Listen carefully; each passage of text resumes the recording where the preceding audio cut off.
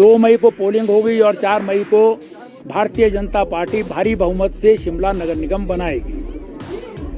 1986 से लेकर के 2017 तक नगर निगम पर लगातार कांग्रेस का कब्जा रहा है। बीच के 5 सालों में सीपीआईएम के मेयर और डिप्टी मेयर भी जो हैं वो यहाँ पर रहे हैं। शिमला को स्मार्ट सिटी नरेंद्र मोदी जी द्वारा घोषित किया गया, लेकिन ये पहले घोषित किया जाना था। लेकिन उस समय के जो अर्बन डेवलपमेंट मिनिस्टर थे, उन्होंने धर्मशाला को नगर निगम बना दिया। कॉर्पोरेशन शिमला के जो इलेक्शन होने जा रहे हैं, इसकी वोटिंग कल होनी है। यहाँ पर भी कांग्रेस पार्टी अपनी जीत हासिल करके हैट्रिक की ओर जाएगी। शिमला में आज भाजपा ने स्मार्ट सिटी जैसी उपलब्धियां गिनाई तो कांग्रेस के मंत्रियों ने किया जीत की हैट्रिक का दावा। पूर्व शहरी विकास मंत्री ने स्मार्ट सिटी के लिए 6500 करोड़, पानी के लिए 1800 तथा रोपवे के लिए 1500 करोड़ के बजट को बताया बड़ी अचीवमेंट। सुरेश भारद्वाज ने प्रदेश में सत्तासीन कांग्रेस पर आचार संहिता की अवहेलना के आरोप भी जड़े। हिमाचल सरकार के पंचायती राज व शिक्षा मंत्री ने एमसी शिमला के इलेक्शन में किया जीत की हैट्रिक का दावा। 2021 व 22 के बाद म्युनिसिपल कॉर्पोरेशन शिमला के इलेक्शन में भी बड़ी जीत की उम्मीद जताई। पंचायती राज मंत्री ने बिना पहले 3 गारंटी का नाम लिए सुक्खू सरकार को बनाया कर्मचारी, युवा व महिला वर्ग का हितैषी। शिमला की पूर्व मेयर के बेटे व भाजपाइयों पर चुनाव में शराब बांटने के भी आरोप लगाए। कल होने वाले एमसी इलेक्शन के लिए भाजपा सुक्खू सरकार द्वारा फर्स्ट कैबिनेट में वादे के मुताबिक 3 गारंटी पूरी न होने को मुद्दा बना रही है, तो गारंटी पर बात करने से बचते नजर आ रहे हैं सीएम, मंत्री व कांग्रेस के आला नेता। कल चुनाव प्रचार थामने के बावजूद आज अलग अलग माध्यमों से मतदाताओं को लुभाने से बाज नहीं आए भाजपा व कांग्रेस नेता। एमसी इलेक्शन में अपने दावों के मुताबिक उम्मीदवार तक नहीं उतार सकी आम आदमी पार्टी व सीपीआईएम। हिमाचल की राजधानी शिमला के नगर निगम चुनाव के लिए नियमानुसार कल प्रचार का दौर थमने के बावजूद आज प्रदेश के आला कांग्रेस व भाजपा नेता अलग अलग माध्यमों से मतदाताओं को लुभाने से बाज नहीं आए। पूर्व में शहरी विकास मंत्री रहे भाजपा नेता सुरेश भारद्वाज ने कहा कि पिछले 5 साल की उपलब्धियों की बदौलत नगर निगम में पार्टी की जीत तय है और अपनी हार देख प्रदेश की कांग्रेस सरकार आचार संहिता के उल्लंघन व सरकारी मशीनरी के दुरुपयोग जैसे हथकंडे अपना रही है। गत वर्ष नगर निगम शिमला व हिमाचल में भाजपा का सत्तासीन होने के दौरान शिमला को स्मार्ट सिटी बनाने के लिए 6500 करोड़, पीने के पानी के लिए 1800 करोड़ व रोपवे के लिए 1506 करोड़ का बजट उपलब्ध होने को उन्होंने बड़ी अचीवमेंट बताया।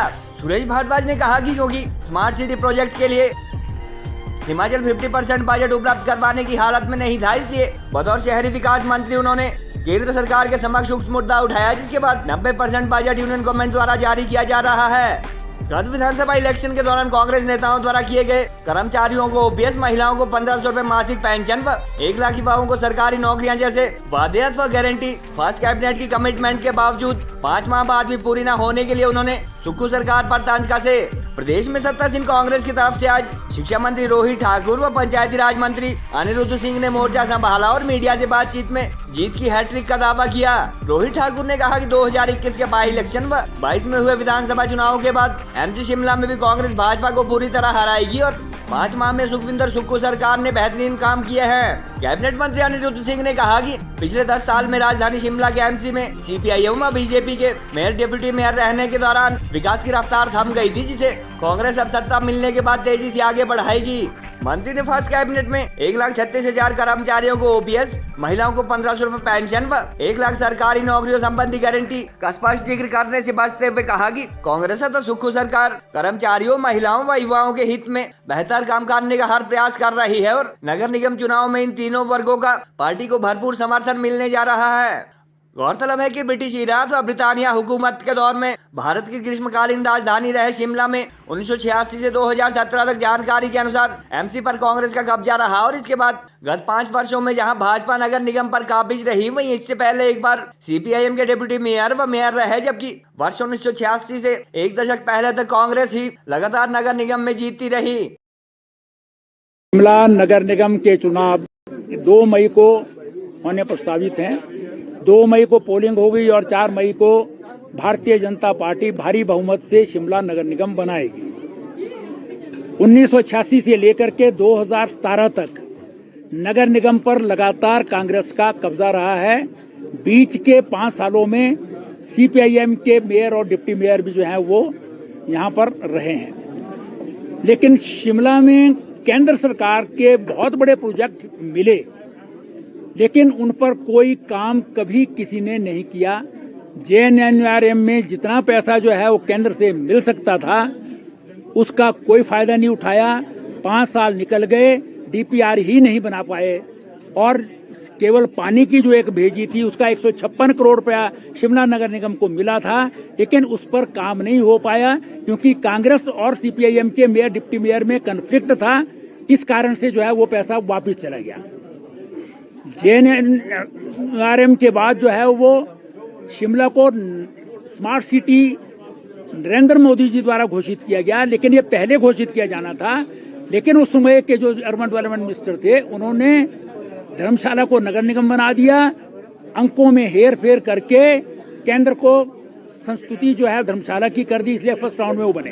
लेकिन हमको शिमला और कुल्लू को अमृत योजना मिली उस वक्त, और अमृत योजना में शिमला में बहुत बड़े बड़े काम आपके जो है जितने नाले थे वो चैनलाइज हुए, आपके ओवर ब्रिजेज बने, बहुत सारी जो है वो दूसरे जो डेवलपमेंटल काम थे वो उसमें हुए। उसके बाद स्मार्ट सिटी आदरणीय नरेंद्र मोदी जी ने हिमाचल को दिया और ये सारे देश के 100 शहरों में है, जिसमें 50% से जो है ये स्मार्ट सिटी बननी थी, लेकिन हिमाचल प्रदेश सरकार 50% नहीं दे पाती थी। इसलिए मैं जब अर्बन डेवलपमेंट मिनिस्टर बना तो आदरणीय निर्मला सीतारमण जी और हरदीप सिंह पुरी जी जो हमारे अर्बन डेवलपमेंट मिनिस्टर हैं उनसे मिलकर के हमने जो है वो प्रयत्न किया और हिमाचल समेत नॉर्थ ईस्टर्न स्टेट्स और 3 जो स्पेशल राज्य हैं उनके लिए केंद्र ने तय कर दिया कि इनको 500 करोड़ रुपए हम देंगे और स्टेट्स 10% यानी 50 करोड़ या उससे अधिक जो भी चाहे वो अपना कर सकते हैं, वो देंगे तो हम इनको स्मार्ट सिटी जो है वो देंगे, तब ये स्मार्ट सिटी बन पा रही है। अदरवाइज जो है स्मार्ट सिटी शायद बन ही ना पाती, क्योंकि 50% होता तो केंद्र से पैसा ही ना मिलता। आपके म्यूनिसिपल कॉरपोरेशन शिमला के जो इलेक्शन होने जा रहे हैं, जिसकी वोटिंग कल होनी है, यहां पर भी कांग्रेस पार्टी अपनी जीत हासिल करके हैट्रिक की ओर जाएगी। जो जीत का क्रम 2021 में 4-0 के परिणाम के साथ कांग्रेस पार्टी के पक्ष में हिमाचल की प्रबुद्ध जनता जनार्दन ने अपना जनादेश दिया था। 2022 में हिमाचल के आम चुनाव जनरल असेंबली के जब हुए, वहां पर भी कांग्रेस पार्टी को एक अच्छी जीत हासिल हुई और इस दफा भी आपके जो ये म्यूनिसिपल कॉरपोरेशन के 34 वार्ड के चुनाव होने जा रहे हैं, इसमें भी कांग्रेस पार्टी को बहुत अच्छा प्रदर्शन रहेगा और 10 वर्ष के बाद, क्योंकि पहले 5 वर्ष आपके हमारे कम्युनिस्ट पार्टी से संबंधित मेयर और डिप्टी मेयर रहे, उसके उपरांत भारतीय जनता पार्टी की मेयर और डिप्टी मेयर रहे, और इस दफा हिमाचल हमारे शिमला राजधानी की जनता जनार्दन ने एक अटल मन बना दिया है कि हम कांग्रेस पार्टी के मेयर और डिप्टी मेयर का चयन करेंगे। एक अच्छे बहुमत के साथ कांग्रेस पार्टी यहां पर प्रदर्शन करेगी। मतदाताओं से अपील यही रहेगी, कांग्रेस जो है हितैषी हमेशा, चाहे वो बागवान है, चाहे वो एग्रीकल्चरिस्ट हैं, हॉर्टिकल्चरिस्ट हैं, एम्प्लॉयज हैं, यूथ है, स्टूडेंट्स है, सबके हितैषी हमेशा कांग्रेस रही है और कांग्रेस के टाइम में ही हमेशा तरक्की रही है। भाजपा के ऊपर तो ग्रहण ऐसा है कि मोदी साहब बने हैं, देश की तरक्की रुक गई है। तो मैं समझता हूँ, और माननीय सुखविंदर सिंह सुक्खू जी की सरकार बनी है, कांग्रेस की सरकार बनी है, उन्होंने कॉरपोरेशन के लिए ऑलरेडी रोड मैप तैयार कर लिया है, चाहे वो केबल कार का हो। 2 साल के अंदर आप देखेंगे, 2-2.5 साल के अंदर जो है केबल कार जो है शिमला शहर में इंटरकनेक्टिविटी हो जाएगी, जिससे ट्रैफिक की भी थोड़ी जो है कंजेशन जो है कम होगी। उसके लिए ऑलरेडी प्रारूप बना लिया गया है बिल्कुल, और एनओसीज उसकी ऑलरेडी अप्लाई करने का प्रक्रिया शुरू हो गई है। साथ में ही जो हमारी सड़कें हैं, इतनी खराब हालत है, किसी भी आप कॉरपोरेशन की रोड में चले जाओ, इतनी खराब हालत है, उसके लिए ऑलरेडी 10 करोड़ रुपए का प्रावधान ऑलरेडी कर दिया था और पैसे भी जो है कॉरपोरेशन के खाते में आ गए थे। कॉरपोरेशन ने ऑलरेडी इसके टेंडर इलेक्शन से पहले लगा दिए थे, क्योंकि आचार संहिता हो गई इसलिए खुल नहीं पाएगा। तो मैं जैसे आचार संहिता खत्म होगी 5 तारीख को, उस दिन जो है वो अवार्ड भी कर दिए गए। पिछले कल रात को जो है आपके सामने जो है मीडिया के सामने, जिसको लाइव भी किया गया, जो हमारी पूर्व मेयर रही हैं सत्या कौंडल जी, उन्हीं के नाम की गाड़ी पे, जिसका नंबर है HB 07C 1443, उसमें जो है चरौंठी क्षेत्र में जो है शराब पकड़ी गई और उनके बेटे जो है वो रंगे हाथों पकड़े गए, जिनके ऊपर पुलिस ने कार्रवाई करी है। तरुण ठाकुर उनका नाम है। तो मैं समझता हूँ कि बड़ी शर्म की बात है कि चुनाव जीतने के लिए ये लोग जो पैसा भी बांट रहे हैं और शराब भी बांट रहे हैं। ऐसा है, वो तो आरोप वो लगा रही है, वो सब कुछ कैमरे के ऊपर है, वो सब कुछ कैमरे के ऊपर है। वो FIR ऑलरेडी जो है उसके ऊपर, उनके बेटे के ऊपर दर्ज हुई है, जो गाड़ी में साथ में था।